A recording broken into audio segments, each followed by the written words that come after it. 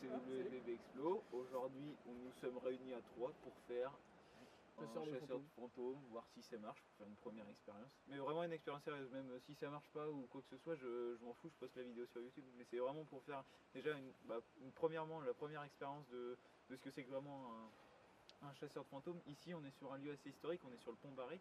Marquez là, putain les gars. C'est comme le port Salut. Voilà, c'était pendant la guerre de Vendée, il a été détruit plusieurs fois. Voilà, c'était un lieu historique durant les guerres de Vendée. Voilà. Putain, on l'a pas dit, mais on a changé de caméra. Oui, c'est pour ça, j'ai envie de tester aussi la caméra. On a tout simple. Qu'est-ce qu'on a ici? C'est un. On n'est plus sur du X10, on est sur du Canon PowerShot SX60 HS voilà. ainsi qu'un micro Rode. Vidéo MacGo. Voilà. Et MacGo, MacGo, ouais. Et pas McDo. Et un panneau LED de tout ce qui est plus Ouais, standard. un panneau LED qui éclate la gueule, hein, autant te qui dire éclate que... la gueule. Et si tout est monté sur un petit rig qu'on porte à la main, qui voilà. Bon bref, je vous mettrai tout dans la description. Et du coup aujourd'hui on va tester le chasseur de fantômes. C'est parti. Je me trouve devant la plaquette. Donc en gros, ce pont, donc le pont Barré, bâti au XIIe siècle, modifié lors de la canalisation du Layon en 1776, pont de passage des armées républicaines et royalistes durant la Révolution, et célèbre par la victoire du 19 septembre 1793.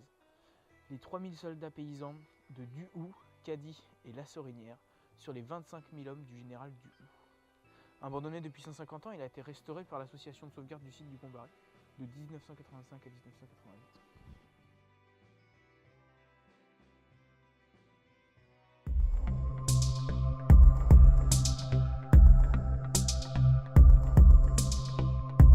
Donc là on est sur un pont qui a servi pendant les guerres de Vendée. Et donc notre but aujourd'hui ce serait de faire un chasseur de fantômes, un CDF en fait. De rentrer en contact avec des entités ou des esprits ou quoi que ce soit qui serait ici, hein, même un sanglier, ne sait-on jamais.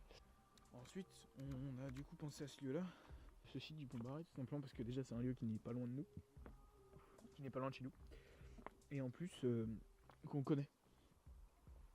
Et dont l'histoire est assez précise en fait, et juste le fait de la guerre de Vendée, qui est une guerre quand même assez importante quand même, on va essayer de rentrer en contact avec si possible des soldats ou des personnes qui vivaient ici avant les attaques, parce que ce pont a été détruit maintes et maintes fois quand même.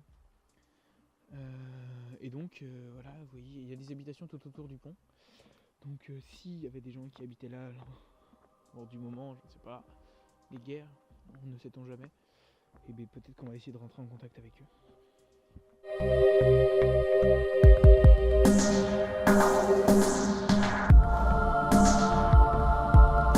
Désormais on va essayer de rejoindre nos compères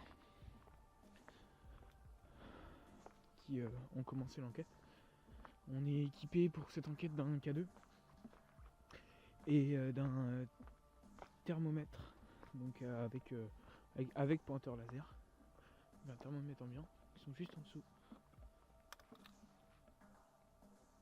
Ils sont sous une arche du pont, parce que ce pont étant à la base un pont totalement en pierre, il était muni d'arcs, donc en pierre simplement, et voilà. Là on va essayer d'aller les rejoindre. Je vais mes amis qui sont juste devant là, qui sont un petit peu plus loin que moi. On cherche à rentrer en contact avec vous, on n'est en aucun cas là pour vous déranger.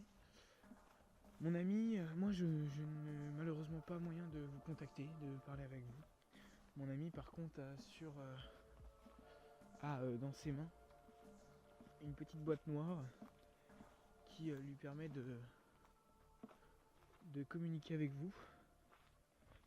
Et donc en cas de besoin, n'hésitez pas à vous référer à cette petite boîte noire qui du coup vous permettra de communiquer avec nous. Donc ça fait un petit peu de lumière, celui-ci n'émet pas de son.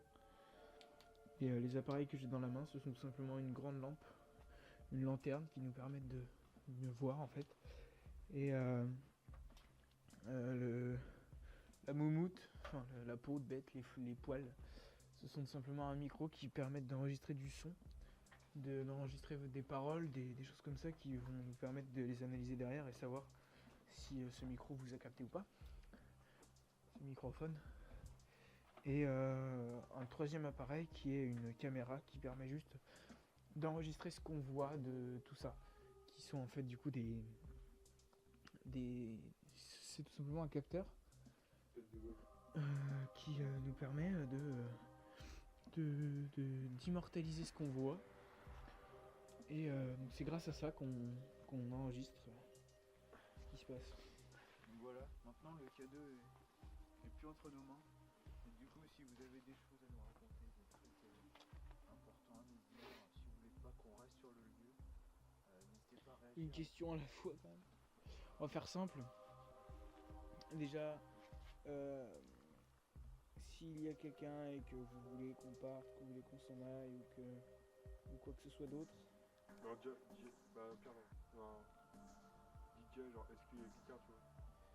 Est-ce qu'il y a quelqu'un? S'ils ont pas envie de nous voir là, ils ont juste à s'approcher ici et on verra s'il y a quelqu'un ou pas. S'ils ont pas envie qu'on vienne, vous vous approchez juste. Vous avez juste à vous approcher, alors quand même assez près, on va pas se mentir, de l'appareil qui est en noir ici. C'est dans ton panneau LED, est-ce que tu vas avoir les LED ou pas? Normalement, oui. Je pense que ce serait mis dans le noir. Ouais. Tu le vois? Je vois la Je lumière. reste comme ça. Voilà, donc on est totalement dans le noir. On est avec vous. Voilà. N'hésitez pas, donc voilà, on va faire ça. Suite à ça, nous avons donc commencé une petite enquête. Pendant une demi-heure environ, nous avons posé le K2 au sol.